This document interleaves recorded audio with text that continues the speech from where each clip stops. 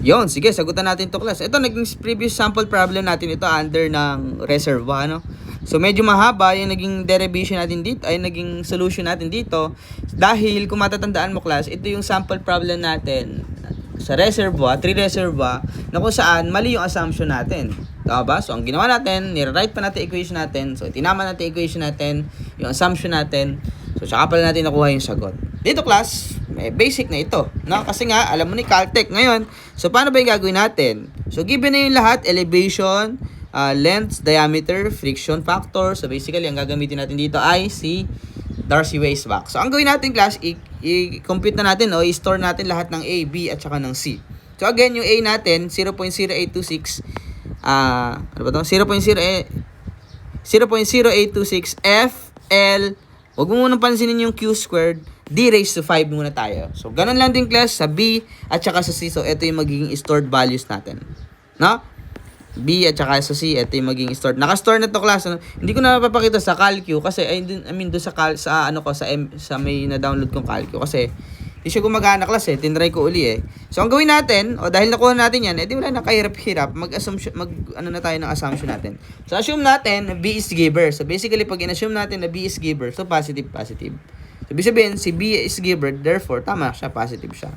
Nag-give siya kay C. Nawala tayong problema kay C kasi si C, receiver naman si C lagi as well as si A.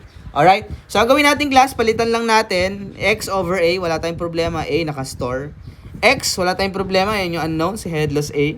Si B, wala tayong problema dyan class, naka-store. Eto class, di ba sabi natin ito, according to sa equation natin, this is difference elevation between A and B. Asan ba A natin? Ito A, 110. Ano yung B natin? 70. So, 110 minus 70, that is 40.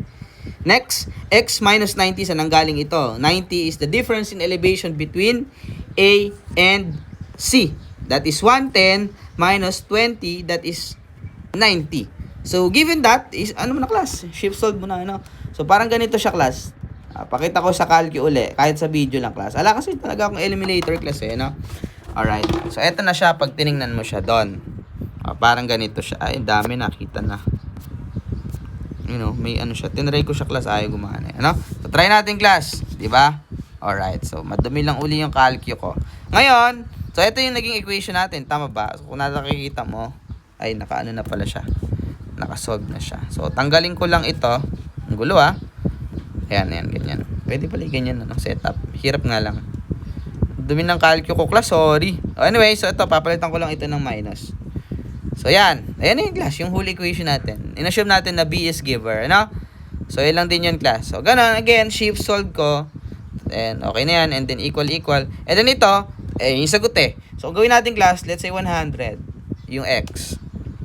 Ayan lang class, processing. Kagandahan yan class. Kagandahan dito, dahil B, in-assume mo na B is giver. So, kung matatandaan mo, parang mali tayo dun, di ba? In-assume natin na B is receiver. Pero class, giver pala talaga siya. So, makita mo class, may nakuha tayong value ng headless A that is 54.7477. So, hindi naman yung hinahanap. Ang hinahanap is yung discharge. Pag hinahanap yung discharge, di yun na lang yung class. So, palitan mo lang ito ng ganito Tama ba? Tapos ito, ganun uli. Alpha. Ayun. Sana alam mo pala, ito class, itong button na to. Alpha tapos. Class, turuan ko kayo, pagka palalabasin mo yung yellow, that is shift. Pag palalabasin mo yung blue, alpha yun class. Ayun diba ito? Merong yellow, merong blue. Yung yellow, yun. Palalabasin niya yellow. Yung alpha, palalabasin niya yung blue. Yung green, hindi ko alam class kung paano yan. Hindi, joke lang class. Trivia lang na konti. Pero alam mo na siguro yun. May malang si sir. Ito na class. Yung discharge kay A, discharge kay B, at discharge kay C. Mas malaki yung C kasi receiver siya So, yung combined discharge ng A at B, pinagsama kay C. Tama ba? So, tama naman na malaki dapat si C.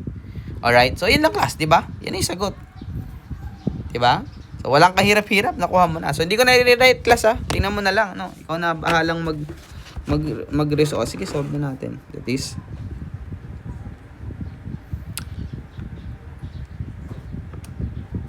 ilan yan natin? 54 ay patagalan to class 54.7477. So yung Q natin, Q2 ay QB at yung QC. Balik natin doon sa ating equation. 0.7195. Ay, ayaw nang gumana. Kalang class. I-re-input ko pa yata.